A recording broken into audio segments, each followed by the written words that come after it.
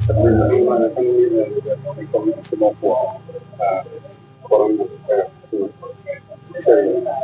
ada keluhan di बिथोरावनो गासै BTR बासिनिसिम आंनि खुलुमनाय जासिबाय दिनैनि बे जोङो बेलासि दुब्लियाव प्रेस मिट लानायनि गुबै जाहोनानो जाबाय जोंहा दिनै 61 खेबनि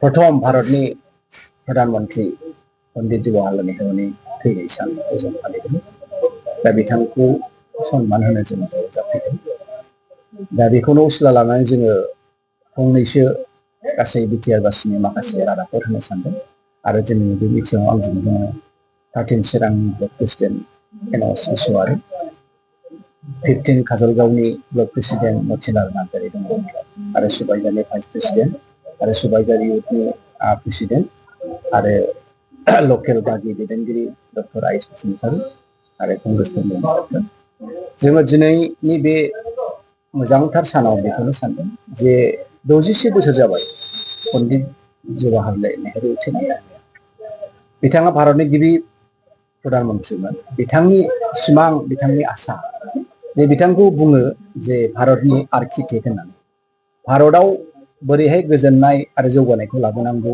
बेनि परिपुर्ण सिमाङा बिथांनाव दंमोन दा बे सिमांखौ जोङो दिनै रियालिटियावहाय कनभार्ट खालामनो हाया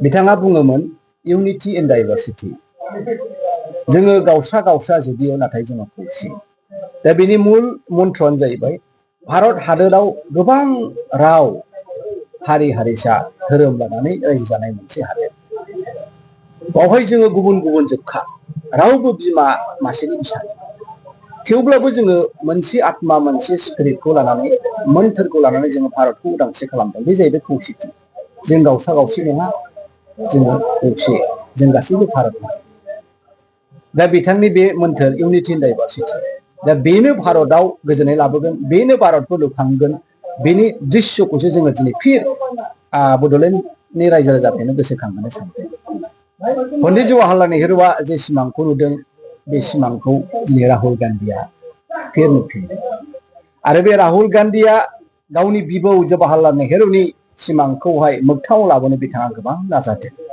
नाथाय जोंनि बे सानस्रिनि सुथुरा जाहैबाय भारतीय जनता पार्टी बे खौसेथि सानस्रिनि सुथुरा जाहैबाय आरएसएस बिथांमोना खौसेथिखौ लुबैया बिथांमोना राव आरो जात पात हारि धोरोम लानानै जोंखौ गावस्रा गावस्रि खालामो सानफ्रोमबो फुंनिफ्राय बेलासिसिम बिजेपिनि आरएसएसनि मिडियाफ्रा सोरखौबा रायखोमानाय सोरखौबा बुथारनाय सोरखौबा बुनाय धोरोम लानानै नासयनाय दा बिनि अनगायै जेबो गैया दा बेबायदि थामारोब्ला जोंनि गेजेराव गोजोन सान्थि आरो जौगानाय फैनाय नङा नाथाय जोंनो मा नांगौ गोजोन सान्थि आरो जौगानायखौ नांगौ दा बेखाय जोंहा मोनसे मोजांथार खाबु फैदों आसामाव मैयासो अल इन्डिया कंग्रेस कमिटिनिफ्राय मानगोनां कंग्रेसनि आफादगिरि माल्लिकार्जुन खारगेया अपोजिसन पार्टिनि लिडार राहुल गान्धी बिथाङा आरो केसि वेणुगपाल बिथाङा आरो जितेन्द्र सिंह बिथांमोनहा सानै फैयो आसामनि रायजो राजाफ्रा लुबैनाय बायदि आगुनि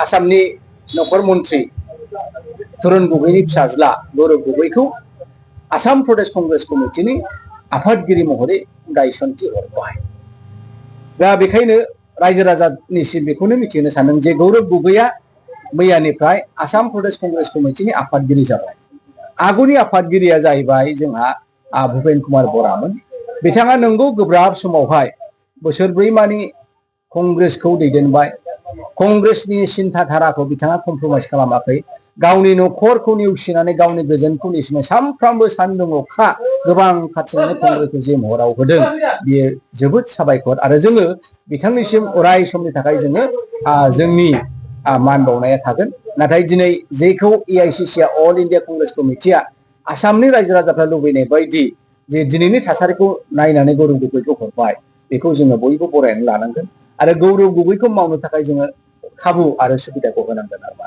दा बेखायनो दा जोंनि ओनसोलाव बड'लेण्डआवनो जा आसामावनो जा गोजोन जौगानाय आरो आब्रुथिखौ लाबोनांगौबा जोङो मोनसे सिन्थाखौ जोङो जोंनिफ्राय गोजान खालामनांगोन बे जाहैबाय गावजों गाव मुगैलायनायखौ आरो बे गावजों गाव मुगैलायनायनि मोन्थोरा रावनावबो गैया, भारतीय जनता पार्टिनावसो दङ बे मोन्थोरा, आरएसएसनाव दङ थुनज्लायलायनाया।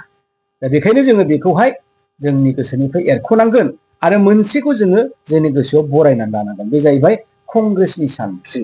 कंग्रेसनि सानस्रियानो जाहैबाय जों बयबो न'खरसेनिनो बिदा फंबाय, जों बिदा फंबाय न'खरसेनि सुबुङा ज' जायाब्ला जोङो हारि आरो हादोरखौ जौगाहोनो हानाय नङा। बेनो जाहैबाय इन्डियान नेशनेल कंग्रेस। दा बे सानस्रिखौ गौरब गगैया आसामाव मैयानिफ्रायनो बिबान लानानै मावदिंसिगोन। दा बे बिथांनि मावनायाव जों जाहाथे बयबो बोर सारस्रिहरो आरो आनान गसाइनाव आर'ज गाबो, आं बेखौनो फोरमायनो थाखाय दिनैनि बे मेलखौहाय लिरनाय जादों। गेजेरावहाय बिसायख'थिया जानो बारा गोबाव सम गैलिया, बिदिनो नोजोरखौ कंग्रेस बिलाइ हिसाबै माबायदि लाखियो सार? बिसायख'थिया बारा गोबाव गैला, बेखौ जों बयबो मिथिगौ। जोङो नुदों इउपिपिएल आरो बिपिएफनि गेजेराव गिलु बालु अरख्लाबलायनाय सुख्लाबलायनाय। मैया दाखालिसो गोदान मोनसे मन्थ्र लानानै फैदों माबाया दिपेन बर' बिथाङा, बिपिएफ आरो इउपिपिएलजों खौसे जानाय। दा नंगुबैयाव बेफोरबायदि साननायखौ सानदों ना ओरैनो मोनसे रायलायनायनि नामाव बुंनायनि नामाव बुंदों, बुजिनो हाया। बावहाय आं मोनसे जिनिसखौ खोब नोजोर होदों आरो हाग्रामायानो जा प्रमदआनो जा बिथांमोननि एटाक लाइना एखेबारे मेक्सिमामाव थांदों आरो बिथांमोनहा। दा पलिटिकेल पार्टिसो एखमबा एखमबा बिथांमोननि गावजों गाव रायलायनाय बुंलायनायफ्रा पार्सनेल जायो, जाहाथे बेफोरबायदि परिबेसखौ लाबोना आं बेखौ खावलायदों। नङाबा जोंनि गेजेराव बुलाय सोलाय दानलाय सुलाय जागोन, जाहाथे गणतन्त्रआव बे जाया। बयहाबो रायजो राजाखौहाय गावसिनि पार्टियाव लिंनायनि मोन्थाया दङ, बयहाबो रायजो राजानि गेजेराव थांनानै गावसिनि सानस्रिफोरखौ फोरमायहैनायनि मोन्थाय दङ। दा रायजो राजाया बयबो नोजोर होबाय थादों जे सोर मोजां मावदों सोर मोजां मावनो हायाखै। दा बे मावनायनि फिथाइयानो एबारनि रिजाल्ट जागोन। दा बेवहाय कंग्रेसनि सिन्थाधाराया बेनो जे कंग्रेसआव मानो रायजो राजाफ्रा फैनांगौ, कंग्रेसनि आखाइनि सिङाव मानो भट होनांगौ। बेनि खारना जाहैबाय, नायदो बिपिएफखौ नाया नङा जोङो 15 बोसोर 17 बोसोर नायबाय, बिपिएफआ बर' जाथिनो मा लाबोदों, मा होनो हाखो। बड'लेण्ड बिग्राफ्रा बहा थाबथाखो, थाबथाबाय आरो दावखोनो हालिया। दा इउपिपिएलआबो गिलु बालु प्रमद बर'नि भाषण, जोबथा हारां खुरलायलायनाय, अख्रां गावस्रालायनाय भइस होबाय दिल्लीयाव गुवाहाटियाव जेरावबो थानानै। नाथाय बिथाङा दिनै बावहायनो थाबथाफैबाय, थुंगिफैबाय। हिमन्त बिश्व शर्मानि फंसेबो खोथा बारनो हाया, हाग्रामा बिथाङाबो प्रमद बिथाङाबो। अब्ला बिथांमोना हारि आरो हादरनि मा मावगोन। बिराद दावराव जादों हा फाननायनि, माने पर्बजरानि हाखौ आदानिनो फानजोब्बाय प्रमदआ। आरो प्रमदनि टिमाबो होनो हाग्रामाया बे 3000 बिगाखौ रामदेबनो फाननाया मोसौ मानै जार्सिल' फियो, बिनि अनगायै रावबो साख्रि मोनाखै उमुखखौ फाननाया। दा रायजो राजाया बेखौ मिथिदों। दा बाहाय मा नुदों, हाग्रामायाबो बै समाव बिपिएफनि जानानै सोरखौबा फोजोबनो थाखाय गावनि सय सम्पतिखौ हगारदों। हा बिग्राया हा फानोबा बोरै जालायखो, हाखौ बन्द' होखुमानोबा बोरै जालायखो, हाग्रामाखौ बन्द' होदों होनदों, गावसोरनो सिखारजादों। आरो नै दा प्रमदआबा गय खुन्थिनो फानखो। दा बे बाथ्राया जोबा। दा बेखायनो बड'लेण्डनि रायजो राजाफोरनि गांनाय उखैनायखौ फोलोमनो हाग्राया बिपिएफबो नङा इउपिपिएलबो नङा। दे थिग আছে, नोंथाङा बिपिएफनो भट होबायलायनो, इउपिपिएलनो भट होबायलायनो। सरकाराव फैयोबा बिपिएफआ, सरकाराव थानानै इउपिपिएलआ संख्रि सेरसेनि दामखौ खमायनो हादों, सिनि सेरसेनि दामखौ खमायनो हादोंना, दालि सेरसेनि दामखौ खमायनो हादोंना, गेसनि दामखौ खमायनो हादोंना, बुस्थु बानायनाय बेसेन दावखोनायखौ बिथांमोना खमायनो हादोंना? हायाखै, रावबो हाया। बिजेपिनि अनगायै सोरबाया हायो होनोबा इन्डियान नेशनेल कंग्रेस, नैबे गर्जननि दलहा हायो। दा बेखायनो आं रायजो राजाखौ बुंदों, होयोबा जेराव होनांगौ बाहाय होदो। जेराव नों मावनोनो हाखाया, बिसोर गावजों गाव दावहा नांबाय थागोन, दानगोन सुगोन जोगोन, बेनि अनगायै जेबो गैया बिसिनावहाय। हाग्रामायाबो गोदो गोन्दो थगायबोबाय रायजो राजाखौ, दिनै बे इउपिपिएलआबो बेखौनो लाबाय। नों फानोबा आं मानो फाननो हाया।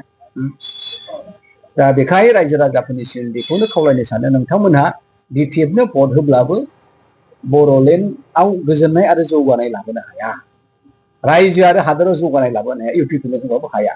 मोनसेल' party Indian national Congress. Rahul गान्धीनि डिजाइनआ ओरैबायदि किलार, जेरावखि थाङा आप लोगों का यूनिवर्सिटी में कॉलेज में कितना परसेंट ओबीसी दलित और ट्राइबल का है? 2%, सिर्फ 2%। ये कैसा है?